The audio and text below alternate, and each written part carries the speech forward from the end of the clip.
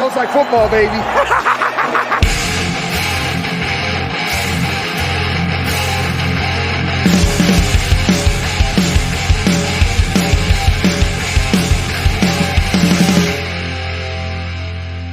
What's up, guys? Welcome into the Fantasy Football Smackdown. I'm your host, Kyle August. It is Saturday ahead of Week 8, but of course, this is Waiver Wire Sniping, looking ahead a little bit to Week 9. We got just a couple teams on bye week this week, so even though there are some high-profile offenses that will be missing from your lineups this Sunday, there are a ton of teams on bye in Week 9. So this is the perfect week to look ahead, leverage those extra roster spots, and get ahead of the rest of your leagues. Of course, if you're watching on YouTube, you're going to see all this up on the screen. You also get the show a day earlier than everybody else on Saturday every single week, Sunday on the podcast if you're listening. So if you're catching this on Sunday, you're a day later than everybody else. You need to be subscribed over on YouTube as well. So let's just dive right into it here. There are going to be 6 teams on bye in Week 9. You're going to have the Browns, the Cowboys, the Broncos, the Giants, the Steelers, and the 49ers. Again, 6 teams on bye next week. Now, I know we've had some heavy bye weeks already this season, and I know we've had during those weeks, maybe more players of the higher profile guys every week starters being out this week, maybe not as much. Each of these teams maybe only having 1 or 2 guys, but still that's going to make a difference. So you got to leverage that depth on your bench, and you got to leverage those extra roster spots in order to get that edge on the rest of your league. All right, quarterback streamers. I think there's 3 okay ones. I'm not necessarily going out there if I'm not a team that's streaming or I'm not a team that is without my quarterback this week. I'm not super hyped about any of these guys, to be honest, but I'll take a shot on him. Marcus Mariota is going to be at the top. That should tell you something right there. He's going to be at home against the Chargers. That should be a good matchup for him. He's 26% owned over on Yahoo. We saw the toughest thing with Mariota to stream him is we saw in Week 7 against Cincinnati, Atlanta was down out of the gate just getting boat raced, and they still refused to throw the ball. It's insane, but luckily Mariota will run a bit, so we already know his profile is what it is. He's a 15, 18-point quarterback. He won't kill you, but he ain't going to win you the week. Justin Fields, on the other hand, at number 2, he's a little bit more intriguing. He is 41% owned, going to be at home against the Miami Dolphins. For me, 80-plus rushing yards for the last 2 weeks from Justin Fields. That's crazy. That's difference-maker material right there. He has a tougher matchup this week on the road against Dallas, so people might be hesitant to play him in Week 8. But in Week 9 at home against Miami, if we see even 80% of what he did the last 2 weeks fantasy-wise out of Justin Fields, he's moving into every week starter potential. That doesn't necessarily mean he's a great NFL quarterback yet. I wish he was. But for fantasy purposes, that's a starter. So Justin Fields at 41% owned. If he's running that much, he needs to be added and can be streamed in Week 9. Number 3 on this list had a nice fantasy day a couple weeks ago, but threw some interceptions. Jameis Winston healthy, so I'm a little bit more hesitant on Andy Dalton. He does have a good matchup against Baltimore at home.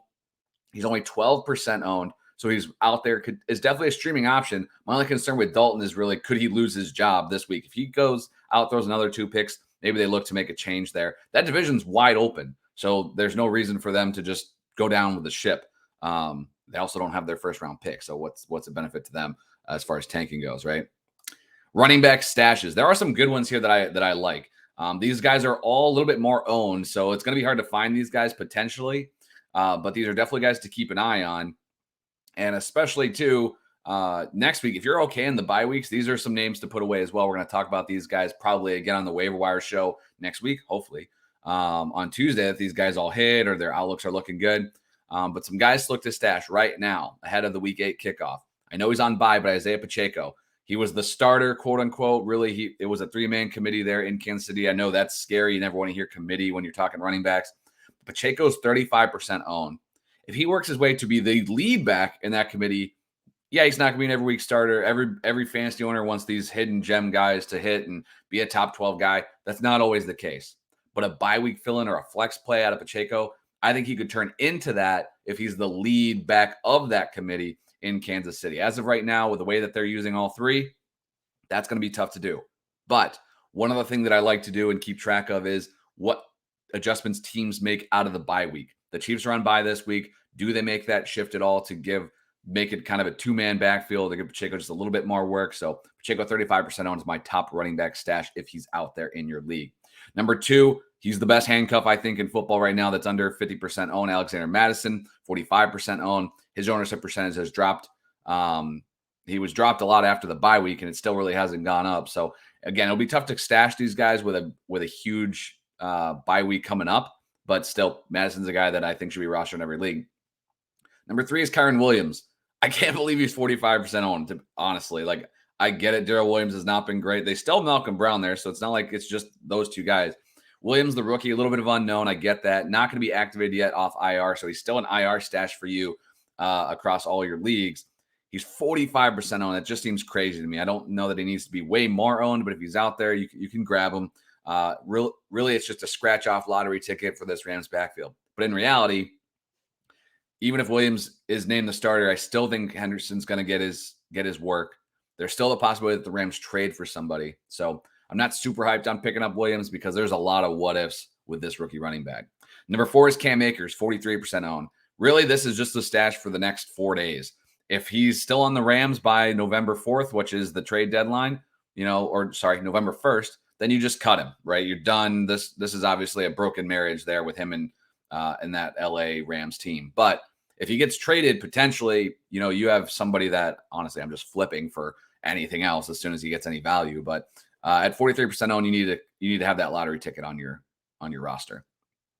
We're getting into a couple even deeper guys here as far as I'm not super pumped to stash these guys, but if they're out there, Latavius Murray, 39% owned. We'll see what the Broncos do on Sunday morning. If he gets the goal line work again, still worth rostering, even though they're heading into a bye in week 9. And James Cook, 22% owned. I mentioned it with Pacheco. These team adjustments coming out of the bye week. We already saw going into the bye week that they made Zach Moss an inactive behind Devin Singletary. So if they start working this more into a split, I think James Cook's going to be an interesting guy just to keep tabs on, and he's somebody that's been dropped in a lot of leagues. Wide receiver stashes. Just under the threshold at 49% owned is Wan'Dale Robinson. You know what it is. They traded Tony, so there's no reason not to at least stash this guy. In PPR, I think he's going to be a flex start in most weeks just because of how much he's going to be targeted. But it's definitely a guy that I want on my roster at 49% owned. Number 2 on this list is actually the least owned player on this wide receiver list for me, but it's Van Jefferson, 15% owned. It's going to be active in play this week for the Rams coming out of the bye. He missed the entire first part of the season. We saw him flash last year at times, and Allen Robinson has done nothing to take over that job as the number 2 option at the receiver position for the Rams. So I like taking the shot on Jefferson, see how it goes. I think you got to be a little bit patient. I'm not sure that it's this week or bust for Jefferson. I'm going to try to give him 2 weeks on my roster, and then we'll make a decision there. But definitely add Van Jefferson if he's out there and you got the extra spot. Josh Reynolds, 34% owned. I know he had a bad week 7, but with DJ Chark on IR, you're getting at least 3 more weeks with Josh Reynolds as the clear number 2 option at the receiver position in that offense. They'll still be playing from behind. It was a tough matchup last week against Dallas. Road gets a little bit easier for Reynolds and the Lions going forward. Number 4 is Paris Campbell, 34% owned. The shine's off him a little bit with a quarterback change, in my opinion. A lot of unknowns there. Campbell's been good the last 2 weeks, though. Could still just add him, see if he is going to be targeted this consistently going forward. And 5, I'm not running to the wire to stash this guy, but he is getting dropped, and it's worth noting. Romeo Doubs of the Packers is 45% owned now. I know he's been disappointing. That entire offense has. It's not like somebody else overtook him or this offense has been moving the ball with him not keeping up, right? No one's doing anything in Green Bay unless your name's Aaron Jones, pretty much. So Doubs is somebody that I still want to be stashing because he's seeing the most routes. He's still up there in targets most weeks. I know he struggled, but this entire offense has, and the rookie wide receiver for the Packers is somebody I'm still looking to stash. And then last but not least, I'll say this until the end of time, Jameson Williams, 28% owned IR stash. You know what it is. Tight end streamers. If you're watching on YouTube, you see I have 1. Tight end next week is going to be a freaking wasteland. A lot of the streaming options that we've been talking about, Bellinger injured. We have Dulcich on the Broncos. He's on bye. So some of these guys have been creeping into the conversation. They are no more for week 9 if we're talking about streamers. So for 1, there is 1. Evan Ingram plays the Raiders, 43% owned. He's the only guy. If you have another tight end on bye next week, if you're starting Schultz or whoever, Freiermuth, you got to run to the wire now and stash this guy because there's going to be a lot of guys looking for tight end help, and Ingram's pretty much it. DSTs, I think there's two, not in love with either of these, but I will go with the Bengals at home against Carolina. Their quarterback situation is a mess. You don't need me to tell you that. 37% owned. And the Minnesota Vikings, I don't love the road matchup, but I'll take Tyler Heineke. The Vikings at Washington, 19% owned. I'm okay with those DST streamers. All right, there you have it. Appreciate you tuning into the show. I will be back on Tuesday with the Waiver Wire show. Sorry for last week. Didn't get to do a Waiver Wire show for you guys. Stuff coming up, and it's life. But I will be back on Tuesday with the Waiver Wire show ahead of week 9. Hopefully, we'll be talking about some of these same players, and hopefully, they're already on your roster because you sniped them already off the wire. So, best of luck in week 8. Do not forget about that early game, Denver-Jacksonville. It's on ESPN Plus, which nobody has, so no one's going to watch anyway because that game's probably going to be garbage. But don't forget to set your lineups early, and I'll be back at you on Tuesday. Good luck this week.